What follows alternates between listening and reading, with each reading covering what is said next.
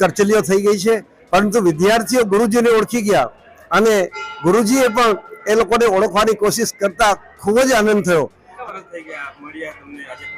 આજે 40-45 વર્ષ થઈ ગયા અમને રિટાયર થયાને 10 વર્ષ થઈ ગયા અને સહાધ્યાયી મિત્રોને મળ્યાને તો આજે 35 વર્ષ થઈ ગયા। નર્મદા લાઈવમાં તમારું સ્વાગત છે। આજથી 45 વર્ષ અગાઉ રાજપીપળાના સરકારી પુરુષ અધ્યાપન મંદિરમાં તાલીમ પામેલા અને હાલ નિવૃત્ત જીવન ગાળી રહેલા શિક્ષકોનું રાજપીપળા હરસિદ્ધિ મંદિર ખાતે સ્નેહ મિલન કાર્યક્રમ રાખવામાં આવ્યો હતો, જ્યાં 4 દાયકા પછી મળી રહેલા શિક્ષકો એકબીજાને ઉમળકાભેર મળ્યા હતા અને રાજપીપળા હાઈસ્કૂલના પૂર્વ શિક્ષક અને હાલ કેનેડા સ્થાયી થયેલા અને ખાસ આ કાર્યક્રમ માટે કેનેડાથી રાજપીપળા આવેલા સજ્જનસિંહ પરમાર સહિતના શિક્ષકોએ પોતાના જૂના સંસ્મરણોને વગોળ્યા હતા।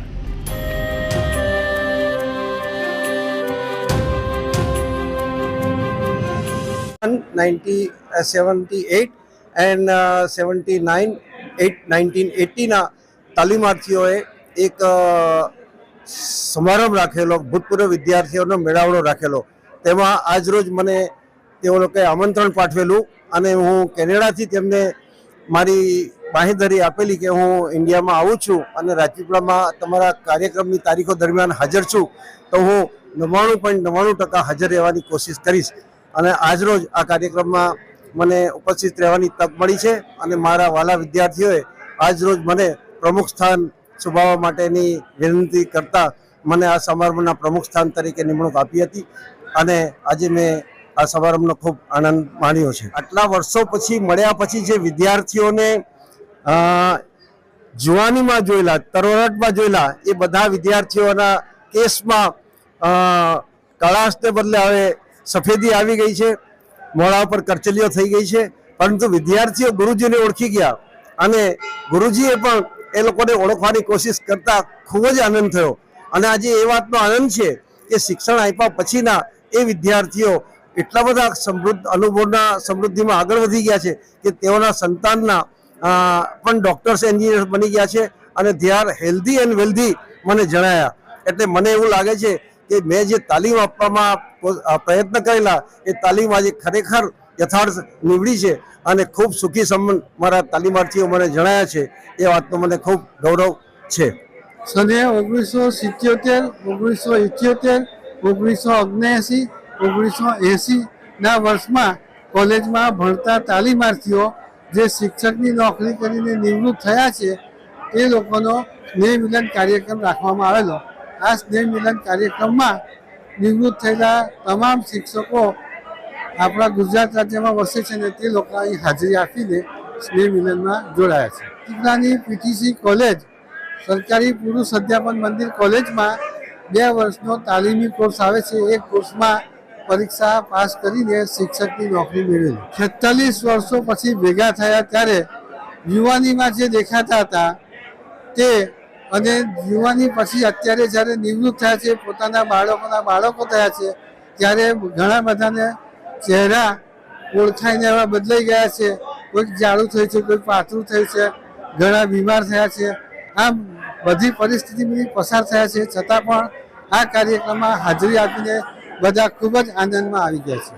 રાજપીપળા હરસિદ્ધિ માતાના હોલમાં જે આજે પ્રોગ્રામ રાખવામાં આવ્યો એ 1977, 78, 79ના જે તાલીમાર્થીઓ જે અભ્યાસ કરી ગયેલા એ તાલીમાર્થીઓ આજે 45 વર્ષ પછી એક સાથે ભેગા મળી અને જે જીવનદાતા અમારી પુરુષ અધ્યાપન મંદિર એની યાદો તાજી કરી, વીતેલી ક્ષણોને યાદ કરી અને જે જીવનમાં સંઘર્ષ કરીને જે આજે પોતાના ઉચ્ચ સ્તરે આવ્યા એમણે પોતપોતાના અનુભવો કહ્યા, પોતાના પરિવાર વિશેની માહિતી આપી અને એક આત્મા બીજા આત્મા સાથે મિલન કરતો હોય એવો અહેસાસ થયો અને અમારી એક ઉર્જાનો એક નવો ઉદય થયો એવો અનુભવ અમને થયો અને માતાના સાનિધ્યમાં એટલું સરસ વાતાવરણ હતું કે અમારો કાર્યક્રમ ખૂબ દીપી ઉઠ્યો।